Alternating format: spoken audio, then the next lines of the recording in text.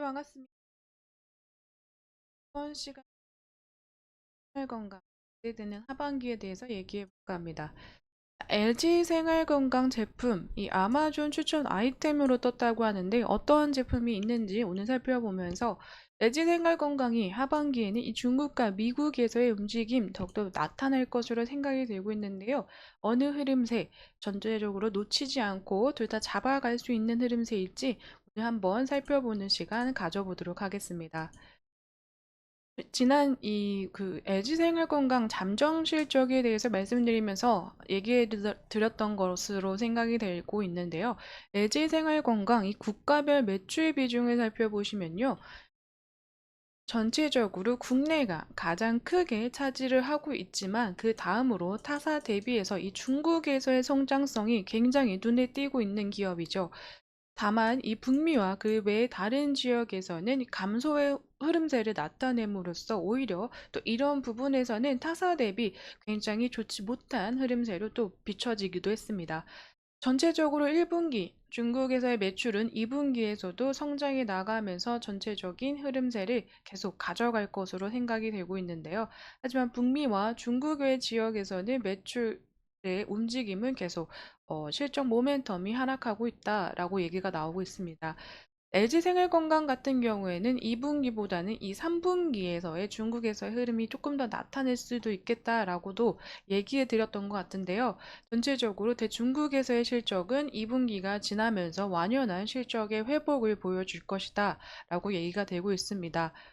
중국 경제 활동이 2분기를 지나서 3분기쯤에는 다시 한번 좀 활발해지면서 전체적으로 국제 관광이 증가하는 시기가 하반기로도 보여지고 있기 때문에 또한 대중국에서는 더후라는 브랜드가 압도적으로 올라가고 있는 시즌이기 때문에요. 전체적으로 중국인 분들이 하반기에 더욱더 한국을 찾음으로써 이 더욱더 접하고 또 중국에서도 더후라는 브랜드가 계속 리뉴얼되고 리브랜딩되는 이미지를 가져가면서 추가적인 이 하반기 상승세가 기대가 되고 있는 시점이기도 합니다.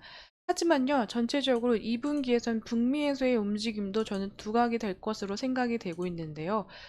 LG생활건강 기초화장품 부분에서의 이 더후, 오휘, 차인박 같은 제품군들을 기억하시는데요. 이 차인박 같은 경우가 이 아마존 프라임데이에서의 새로운 이 베스트셀러, 아마존 프라임데이 베스트셀러에 선정됐다고 합니다. 자, 차인박 이 프로폴리스 립세린 같은 경우에는요. 아마존 글로벌 셀링 코리아 대표 이 신하중 님이 16일, 17일 진행된 이 아마존 프라임데이에서의 K-뷰티 성과를 짚어봤다고 합니다. 이번 프라임데이에서는 시카 그리고 프로폴리스 추출물 등 이 특정 성분이 들어간 스킨케어 제품이 상당수 많이 팔렸다고 하는데요.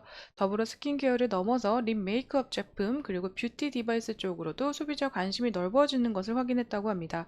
그 제품군에서 베스트셀러의 자리를 안착한 이 차인백의 제품군 아마존 같은 경우에는요, 올해 이 프라임데이에서 K 뷰티 매출이 2배 이상 껑충 뛰었다고 하는데요. 한국 브랜드들의 이러한 차별화된 창의적인 제품 기획력과 소셜 미디어를 통한 브랜드 경험 창출 능력을 성공 배경으로 보고 있다고 합니다.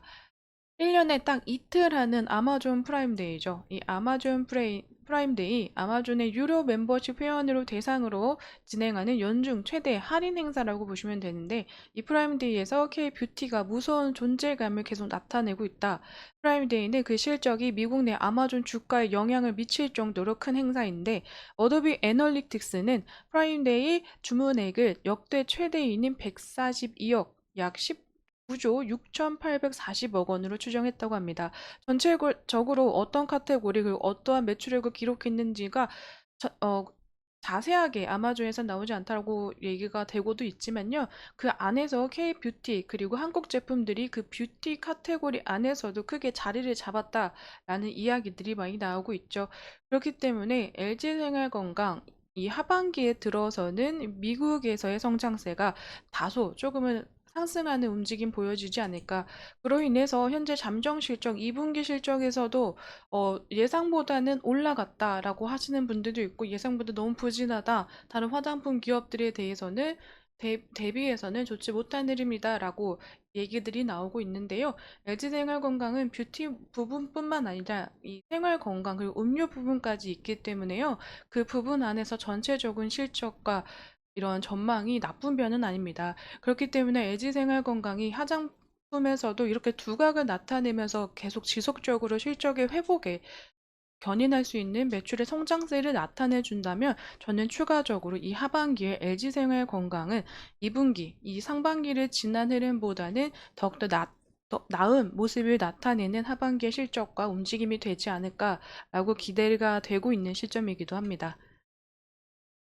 자, 주가의 흐름을 살펴보자면요. 2분기 실적에서의 기대감으로 주가 다소 상승폭 움직였던 적 있습니다. 지난 거래일에서 그런 흐름 보여줬지만요.